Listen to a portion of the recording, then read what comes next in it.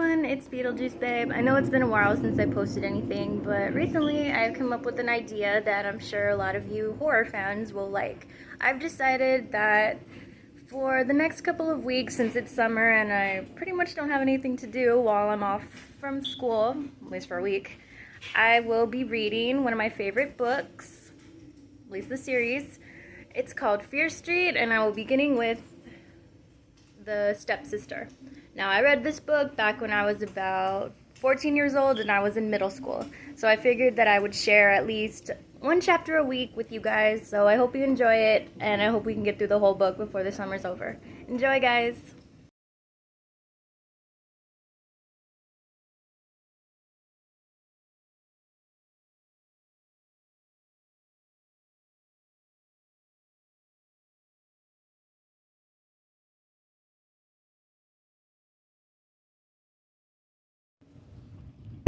The Stepsister by R.L. Stine. Chapter 1. Teddy Dies. I hate my hair. Emily Casey made an exasperated face at herself in the mirror and tossed her hairbrush across the room. You're just freaked out because Jesse and Rich are coming, Nancy said, laying on her stomach on the bed, an old copy of Sassy magazine in front of her. No, I hate my hair, Emily insisted. Scowling, she walked over to the bed and picked up the hairbrush off from the carpet. It looks like shredded wheat, she said, returning to the full-length mirror on the closet door and beginning to brush again. How do you know what shredded wheat looks like? Nancy asked, not looking up from the magazine. You don't eat shredded wheat. You don't eat anything. Then why am I so fat? Emily wailed, pushing at the sides of her hair with her hand. You're not fat, Nancy said, flipping the pages. You're just not petite like Mom and me. You're big-boned. You're tall. You're fat, Emily said glumly. She knew she wasn't really fat. She just felt like complaining. Maybe Nancy was right. Maybe she was just freaked out because her new stepsister and stepbrother were coming to stay. She hated it when Nancy was right. I hate it when you're right, she said aloud. Why do you always have to sound like such a big sister? Next you'll complain about your hands, Nancy said, closing the magazine and tossing it to the floor. My hands? How they're too big. That's what always comes next. First your hair, then your size, then your big, ugly hands. Emily sighed. My hair is just too fine. It won't fall. It won't bounce. It won't do anything. Stop making fun of me. What's a big sister for? I don't know, Emily said dryly. She laughed. You look okay, Nancy said. Where'd you get that short skirt? My closet? No, it's mine, I think. Emily adjusted it nervously, then pulled up the black tights she wore underneath it. Since when do you wear skirts? Nancy asked, pulling herself up to a sitting position on the edge of the bed. I wanted to dress up, make a good impression. You really are nervous, Nancy said with a smug smile. She stood up and walked over to the mirror. She was wearing designer jeans that emphasized her slight, boyish figure, and a pale green turtleneck sweater that looked sensational against her copper-red hair. Unlike Emily's, Nancy's hair was straight and smooth and always fell right into place at the touch of a comb. Mom baked a cake, Emily said. Guess she's nervous too. Ew, it'll probably taste like cement. Standing side by side, the girls didn't look alike at all. You could hardly tell they were sisters. How come you're so cool? Emily asked, picking up the magazine from the floor and placing it on the shelf with the others. Don't you think it's exciting that we're having a new brother and sister? You've met them before, Nancy said, walking over to the bedroom window and staring down at the front lawn that sloped gently down to Fear Street. It was a sunny day, warm for December. Splendidly, shadows of the barren trees played against the patterned yellow wallpaper. So what? Emily cried hatedly. They're coming to live with us. I mean forever. Well, I'm going to college next year, Nancy said. Besides, Jesse is going to be in your room. You're the one who has to make the sacrifices. Emily stared at her sister, a little startled by Nancy's words. Emily had been so excited that she was getting a new sister her own age, she had never thought of the sacrifice she would have to make. Maybe it was a sacrifice. Maybe giving up her privacy, giving up half her space, was a big sacrifice. She had met Jesse several times, and they'd always gotten along fine. But that wasn't the same as having Jesse actually living with her. What if she turned out to be a real dweeb? No, That's stupid, she quickly decided. Nancy was so negative. She wasn't going to let Nancy mistake her more nervous than she already was. Getting a stepfather, that was the big change, Nancy said, staring hard out the window, as if trying to avoid looking at Emily. Nancy never wanted to talk about Hugh Wallner, the man their mother had married 3 months before. Emily knew that Nancy didn't really like him. Emily didn't like him that much either. He was so different from their father. Both girls had decided whether to keep their old last name or change it to his, and both had decided to keep their old name. That must have hurt their new stepfather just a little, but he was stern, private man for the most part, and he didn't let on. As long as Mom is happy, it's okay, Emily thought, and her mother seemed blissfully happy being Mrs. Hugh Wallner. Emily sat down on the new bed near the window, the bed that would be Jessie's. She smoothed out the red and blue patterned bedspread. The mattress felt so hard and new. "Jessie's great," she said. "She and I had a great time at Mom's wedding." "She's very pretty in a way," Nancy said. She never liked to give complete positive compliments. Suddenly, there was a rapid thumping sound in the hall. Tiger, Emily's small white terrier, came bounding into the room full speed and, as always, yipping and breathing noisily. "Stay down, Tigger," Emily yelled. But she wasn't fast enough. The little dog leapt up into her lap, stood on his hind legs, and reached up to lick her face. "No, my hair! Don't mess up my hair!" But those were words the dog didn't understand. By the time Emily managed to pull Tigger off her hair on the left side was standing straight out. "Oh, Tigger, I love you!" Emily held him up to her face and rubbed her nose with him. "Even if you do destroy my hair." She let him down. Tigger, his stub of a tail flicking furiously back and forth, toppled rapidly from the room and down the stairs. "Hey, they're here!" Nancy cried, running, turning her head from the window. "Tell them I'll be down in a minute," Emily said with a sigh, rummaging on her dresser top for the hairbrush. "It does look like shredded wheat," Nancy said. "Maybe you should wear a hat." "Oh, thanks for the support, Nance. Just trying to be helpful." Nancy disappeared. "Now do come in, do come in!" Emily could hear her mother at the front door welcoming Jessie and Rich in an excited voice. "You both look wonderful. We're all so excited. Where's Emily?" "The plane was late, as usual," Mr. Waller grumbled. "Well, they're here now, and that's all that counts," Emily's mother said. Emily stood at the top of the stairs, her heart pounding, listening to the exciting voices. This is going to work out fine, she thought. In fact, it's really going to be fun. She took a deep breath and hurried down the stairs, taking them 2 at a time. "Hi!" She rushed forward to hug Jessie, who was in the middle of taking off her plum-colored down coat. Emily, somewhat flustered, hugged the coat instead. Both girls laughed. "Well, hi anyway," Emily said. "You look great." Jessie was a very pretty girl. Everything about her was tiny and petite, except for her eyes, which were startlingly large and pale blue. She had long, shiny, straw blonde hair, a beautiful high forehead, and creamy white skin. She reminded Emily of old paintings of angels she had seen in a museum. Jessie was wearing a pale blue sweater, obviously chosen because it matched her eyes and her faded jeans. "Thanks," she said to Emily, handing her coat to her father. "You look great, too."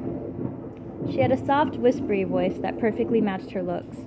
Her eyes went to Emily's hair and lingered there a while. Then she turned to Mrs. Wallner. "It feels so great to be here," she guessed. "I just love this house." She rushed forward and gave Mrs. Wallner a long hug. Emily saw that her mother was genuinely moved by this. "Hey, let's not forget Rich," Nancy chimed in, interrupting Jessie's hug. "Well, of course we won't forget Rich," Mrs. Wallner said, beaming at him. "How could I forget such a handsome young man, even if he is the strong, silent type?" Mrs. Wallner winked, obviously pleased with her little joke. Rich, normally as pale as his sister, turned tomato red. "Well, someone's got to be quiet around here," Nancy cracked. Everyone laughed except Rich, who was still too embarrassed by all the attention. He was thin and wiry. He seemed too tall for his body. He was blonde like his sister, with short, spiky hair. He had a few pimples sprinkled on his chin, and he had enormous feet. With the white sneakers he wore, he looked like a cartoon rabbit. 13-year-olds are so weird, Emily thought. She couldn't remember being 13, even though it was only 3 years ago. She had forced all memories of it from her mind. "What's that you're reading?" Emily asked him. He had a hardcover book in his hand. He started to raise it to show her. "That boy always has a book with him," Mr. Wallner said, shaking his head as if disapproving. It's Stephen King," Rich muttered so low Emily could barely hear him. "Pet Sematary. You read that one, didn't you, Nancy?" Emily asked. Nancy turned up her nose. "I don't read Stephen King anymore." "Now that's a senior. She doesn't read anything," Emily cracked to Jessie. Jessie laughed appreciatively, even though it wasn't much of a joke. "It's just too good to be here. I know we're going to be very happy," Jessie said to Mrs. Wallner in her breathy voice. "I'm sure we will," Mrs. Wallner replied. "It'll be so neat having a sister my age," Jessie said, turning to Emily. "We can study together and go everywhere together. You'll have to show me Shayshide. We can cook together. Do you like to cook? And we can share each other's clothes, and I don't think we can do that," Emily said, suddenly embarrassed. Jessie was so much smaller than she. "It's just going to be the best," Jessie gushed and rushed forward to give Emily a hug. "I baked a cake," Mrs. Wallner said, "and I've got sandwiches already. I knew you'd be hungry after your flight." "I'm starving," Mr. Wallner said, holding his hands on top of his stomach. "Waiting around in airports gives me indigestion."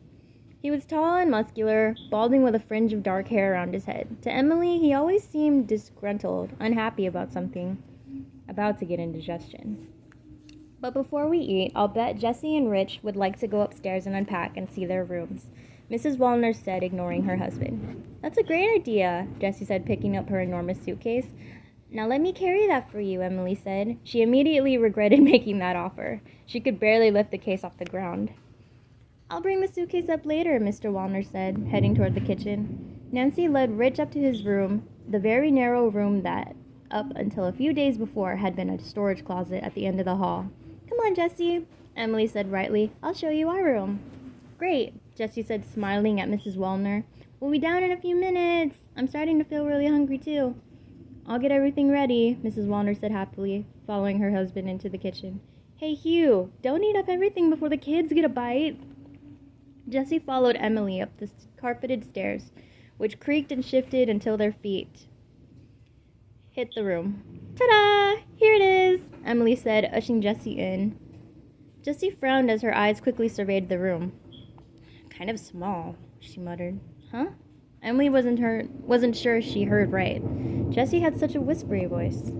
Still frowning, Jessie walked over to the open window and leaned against the sill, looked out. Fear Street. What a name. "It's a very interesting neighborhood," Emily said. "How long have you lived in this old dump?" Jessie asked, turned to Emily. It seems more like an accusation than a question. About 6 years, I guess," Emily said, trying to think about how old she was when they moved here. "My parents liked old houses. Liked. My dad, he was really handy. He loved to fix things up." "Is your mother always so cheerful and enthusiastic like that?" Jessie asked, quickly changing the subject. She rolled her eyes. Wow. She stepped back from the window and sat down on Emily's bed, then lay back, supporting her head in her hands. Uh-oh, Emily thought. Jessie is so different, and soon as the adults are out of sight. She was so sweet downstairs, but now she has a whole new personality. Is this what she's really like? "Mom was just excited," Emily said uncomfortably. Jessie sat up and picked up Maxie, Emily's treasured old teddy bear. "You don't look like your mom," she said, looking Emily up and down. She's staring at my big hands, Emily thought. She clasped her hands behind her back and walked over to the desk. "No, but my sister looks exactly like her." "Exactly." "I never liked red hair," Jessie said, making a face. She examined the old teddy bear, then looked up at Emily. "There isn't much closet space in here, is there? What am I supposed to do with all my stuff?" She must have caught the wary look on Emily's face because she immediately started to apologize. "Oh, I'm really sorry. Please, forget everything I've said up here. I'm just so nervous." "I'm nervous too," Emily admitted. "You really don't have to apologize." "Yes, I do. I was just being stupid. It's all been so hard. It's been terrible." Emily turned the desk chair around to face Jessie and sat down on it. "What do you mean?" As soon as Mom found out that Daddy was getting remarried, she couldn't wait to shove Rich and me off on him. It's not too cool to find out your own mother doesn't want you around." "I'm sorry." Emily said softly. Rich and I have been like yo-yos, Jessie said bitterly, staring down at the carpet. It's like we've been shuttled back and forth between the two of them our whole lives. She tossed the teddy bear from one hand to hand. Also, I had to leave everyone, all my friends, my best friend Deborah. Deborah and I, we were really close. I miss her already. I'm really sorry, Emily repeated. I didn't really understand how hard this is for you. Well, it's tough, Jessie said, still unable to look up at Emily. I'll try my best to... Emily started, but she was interrupted by the familiar sound of dog paws. Tiger burst through the room, leapt up onto the bed, and tried to lick Jessie's face. Ugh! Get away! Jessie screamed, shoving Tiger away. Get off me! She shoved him hard. The confused terrier let out a confused yelp as it hit the floor. That awful dog will get hair all over my new sweater, Jessie wailed. Get him out of here! Tiger, out, Emily said firmly. The dog didn't have to be told twice. His stub of a tail straight up in the air. He turned and trotted out. He's really very sweet, Emily said, annoyed at Jessie's violent reaction to Tiger. He's disgusting, Jessie said, searching her sweater for dog's hairs. He doesn't shed much at all, Emily told her. He could have torn it, Jessie whined. Do you know what this sweater costs? It's very pretty, Emily said, a little embarrassed. To change the subject, she asked, Are you starving now? You want to go back downstairs? Yeah, I guess. Jessie moved Emily's old teddy bear from hand to hand.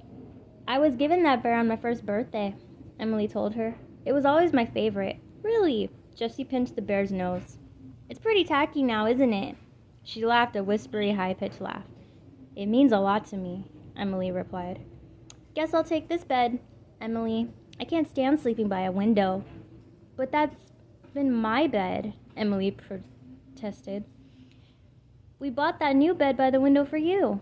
Well, then I think we have a problem. Jessie glared unhappily at Emily. Then she looked down and tore the head off the teddy bear.